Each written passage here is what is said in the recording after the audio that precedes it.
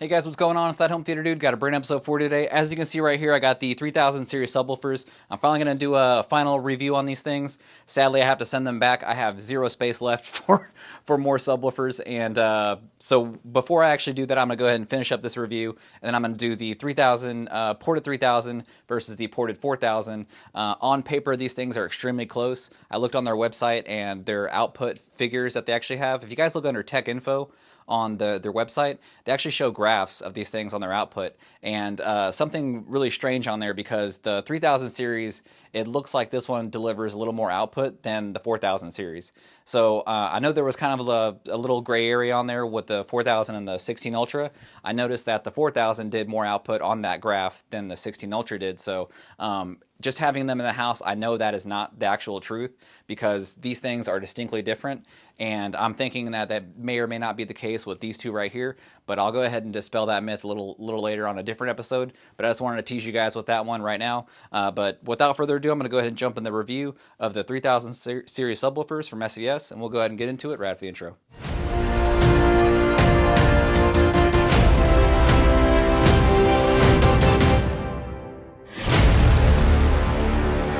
Alright, so I got the subwoofers here, and let's just go ahead and talk about the overall construction of these things. We have a 13-inch driver. It is a front firing driver, and then you have a sealed version, you have a ported version. Both of them have the same amplifier in the back of it. It's a plate amplifier, Class D amplification, MOSFET, 800 watts per channel, or 800 watts going into the actual subwoofer itself. And then if you really push them, that's 800 watts RMS, and then these can actually go up above 2500 watts, and that's because it has those really great MOSFET amplifiers in there, really efficient circuitry that actually allow that to actually happen. So a couple different things that I will notice that are different on these things from a previous version is you'll notice in between the 4000 series and the PB16 Ultra, the Ultra series, you'll see on top of those that they're on the left and the right, that they have kind of like a slanted back recess type of display. The 3000 series, they decided to go ahead and save the weight, save the size, save all that stuff, and they basically moved all that display stuff to the back like a traditional older type of subwoofer. So you guys don't have that actual readout and display on the very front, and that saves you guys a lot of room. So if you guys are worried about space and the compactness of these things, you actually have to worry about that with the actual back panel, and that helps you out a little bit as well. If you guys are the ones that really like the visual readout on these things, then download the SVS app. It's available on iOS, the Apple Store, the Google Store, or whatever it's called. I don't know. I don't use Samsung. But yeah, the app is available there, and you guys can use it. You can optimize these things with DSP. You can use them wirelessly. So if these things don't have a remote. So basically, if you want to turn up and turn down the gain on the back of them, you can do that as well without having to get up and actually touch the actual back of the subwoofer.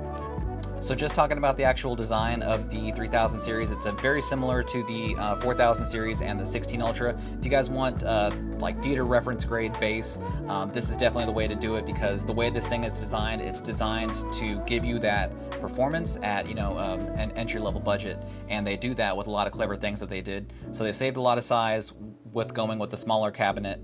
You can actually have the dual ports rather than the triple ports on the the 4000 and the 16 Ultra over there on the right side. So they're the same diameter of the actual port, so it's a 3.5-inch foam port. You can plug those up if you want to, so you can actually turn this ported subwoofer into a sealed subwoofer.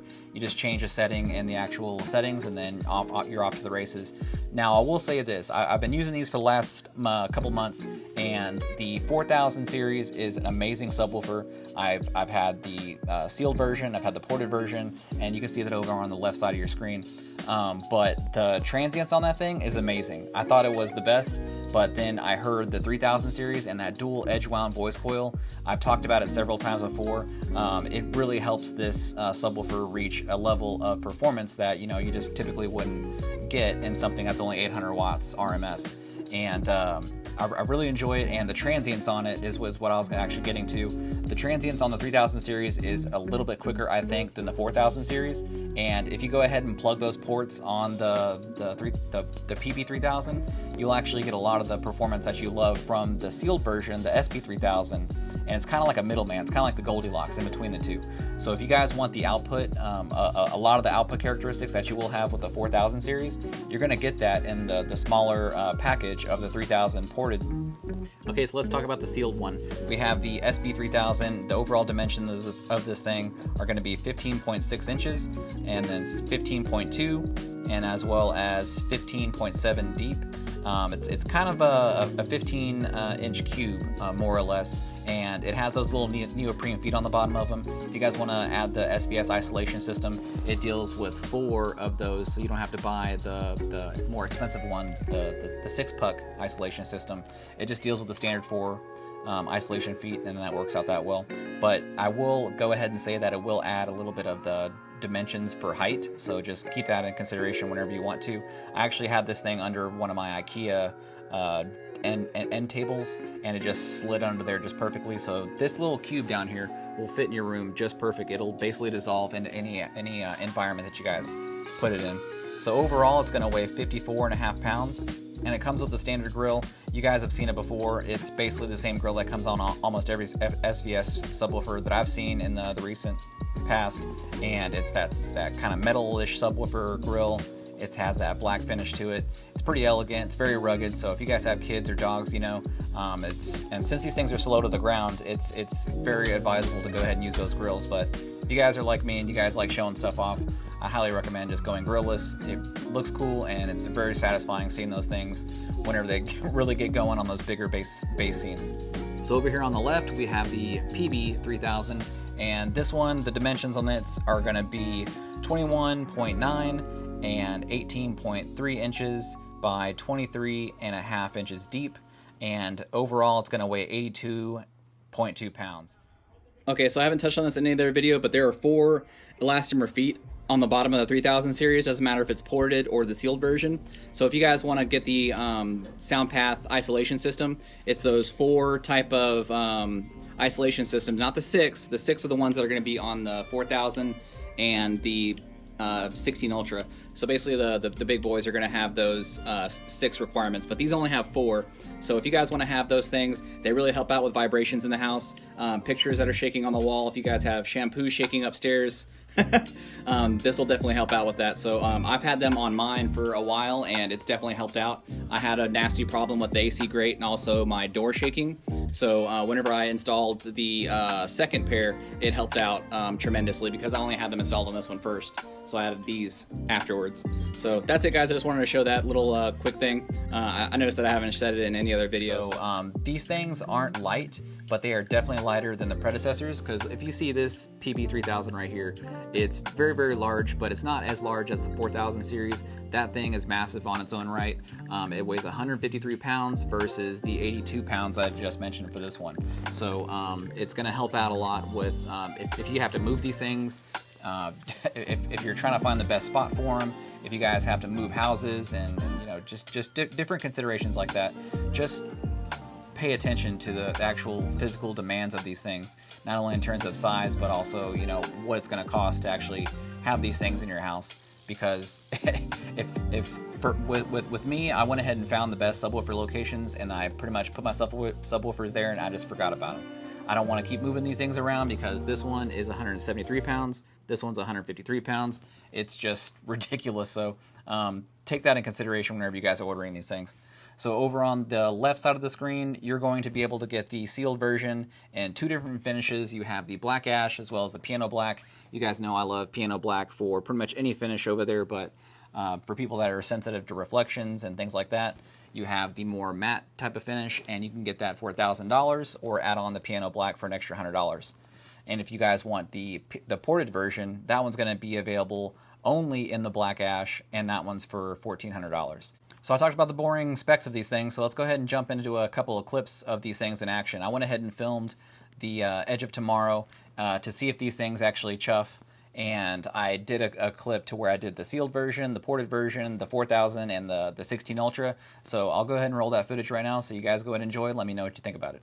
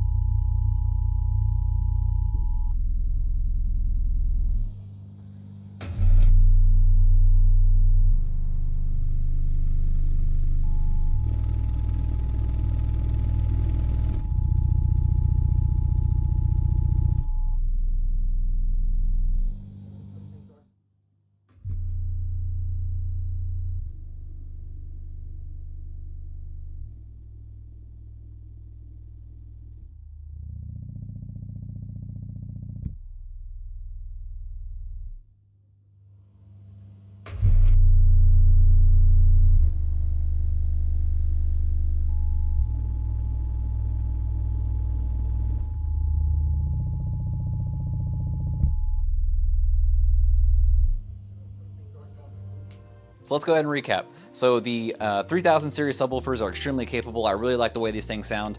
They deliver a ton of freaking punch, and they've been touring the nation over the last couple months, and they've actually been across the world. And these things have been winning awards, and these are very capable, and there's a reason why they are actually winning those awards. The performance of these things is just ridiculous. I think that SVS really outdid themselves with these things, because even I was talking to a couple of people in the higher ups, and they were saying that they have like an internal debate going on between them on which one of these subs is actually better, the 3000 series or the 4000.